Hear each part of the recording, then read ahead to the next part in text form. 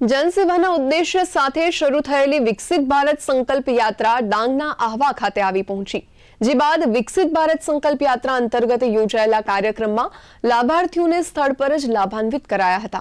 આ કાર્યક્રમમાં ઉપસ્થિત મહાનુભાવો સહિત ગ્રામજનોએ વર્ષ 2047 સુધી વિકસિત ભારતમાં પોતાની ભાગીદારી સુનિશ્ચિત કરવાનું શપથ ગ્રહણ કર્યા હતા।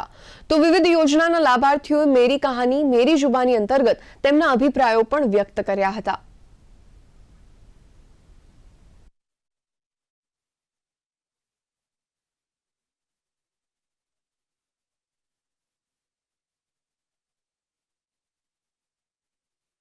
फ्री में थे एमनो अमरा पासेथी कोईपण चार्जेस लेवामां नहीं आव्या।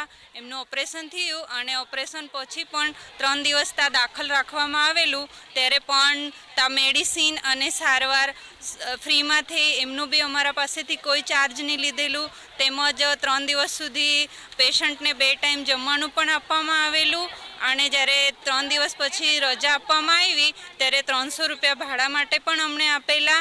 अने सरकारश्रीनी आ योजना थकी मारा ससरा जे सारा छे ते बदल अमारा परिवार तरफथी सरकारश्रीनो अमे खूब खूब आभार व्यक्त करीए छीए।